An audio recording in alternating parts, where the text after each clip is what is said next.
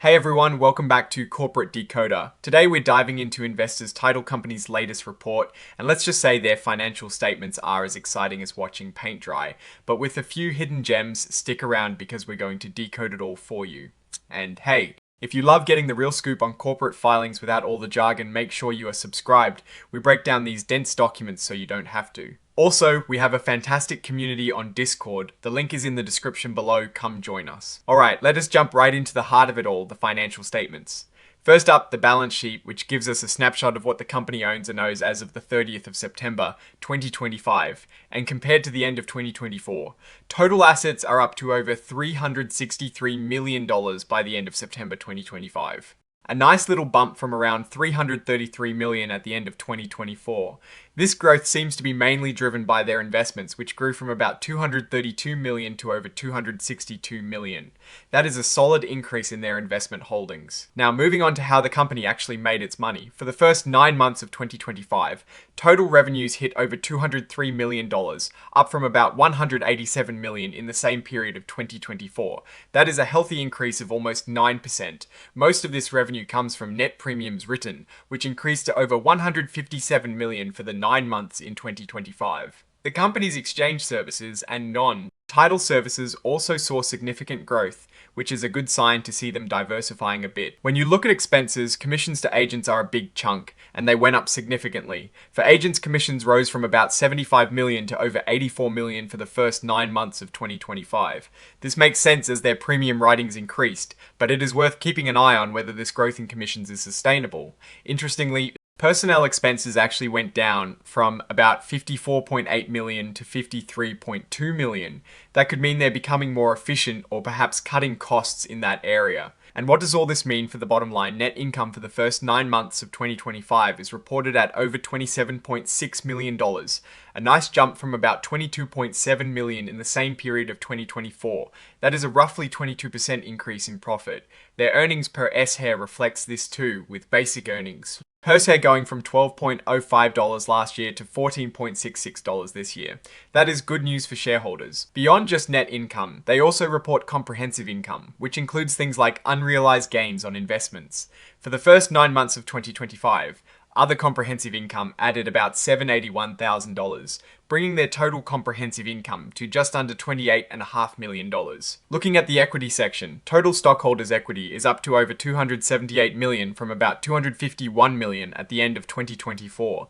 This increase is mainly driven by their retained earnings, which have grown substantially, showing the company is reinvesting its profits back into the business. When we look at cash flow, it is always a crucial indicator of a company's health. For the first 9 months of 2025, their operating activities brought in over $25.9 million. This is a significant improvement from about $17.7 million in the same period of 2024, showing strong operational cash generation. However, their investing activities used up over $25.2 million, which is quite a bit more than the $12.5 million used in 2024, mainly due to increased purchases of investments. Let's dig a little deeper into their investments. Their fixed maturity securities, which are basically bonds, are valued at over $111 million as of the 30th of September 2025. A good chunk of this, about $88.5 million, is in corporate debt securities. They also have equity securities valued at almost $40 million. It looks like they are diversifying their investment portfolio, which is generally a good strategy. They break down their investments by how they are valued. Most of their investments, like corporate debt securities and municipal bonds, fall into level 2 of their valuation hierarchy.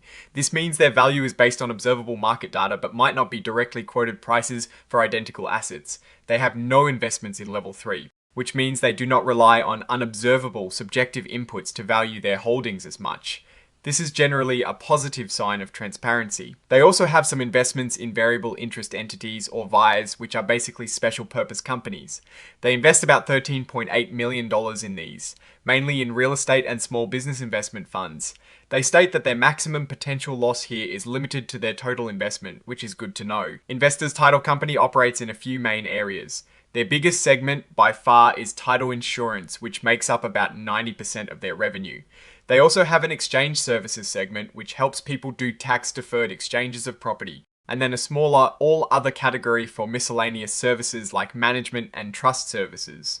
The title insurance segment is clearly their bread and butter, and it seems to be performing well with revenues for the 3 months ending the 30th of September 2025 at over $68 million.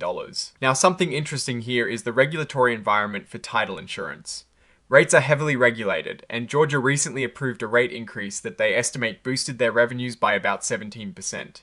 North Carolina also recently approved a nearly 9.4% increase. These regulatory changes, when favorable, can significantly boost revenue even without increased volume. For the title insurance business, managing claims is crucial. The provision for claims, which is the money set aside for expected claims, actually decreased by over 2% for the 9 months of 2025 compared to 2024. This, along with a good trend in favorable loss development, seems to mean they are managing their claims efficiently. They report a healthy reserve for claims of over $38 million. Now, like any company, they have their risks. They list a whole lot of them, from changes in interest rates and real estate values to geopolitical tensions and even the impact of a federal government shutdown. They specifically mention risks like the potential for cyber attacks and the impact of pandemics. It is clear they are aware of the volatile world we live in. On the shareholder side, they've been buying back their own stock. For the quarter ending the 30th of September 2025, they purchased 0 shares, but they still have authority to buy back over 413,000 shares. This shows a commitment to returning value to shareholders. Though it is good, they're not overspending when market conditions might be uncertain. So, what is my take on Investors' title company? They seem to be a solid, well-managed company in a niche but essential industry. Their core title insurance business is growing, and they are wisely expanding into related services like exchange and management services. The increase in revenues and net income is impressive, and their proactive approach to managing investments and claims is commendable. The regulatory changes in some key states are a nice tailwind for them, and their commitment to shareholder returns through share buybacks, even if modest, is a positive sign. However, the company operates in a cyclical industry heavily influenced by the real estate market and interest rates. While they have a strong liquidity position and a diversified investment portfolio, a significant downturn in their core markets could still impact their performance. Also, the sheer volume of risks they've outlined, from economic volatility to cyber threats, means they are always on their toes. But overall, the financial health and strategic direction look quite positive. Alright, that is our deep dive into Investors' title company's latest report. What do you think about their financial performance and outlook? Let us know your thoughts in the comments below. If you found this breakdown helpful, please hit that like button and subscribe for more corporate insights. And don't forget to join our Discord community. The link is in the description. Thanks for watching. See you next time.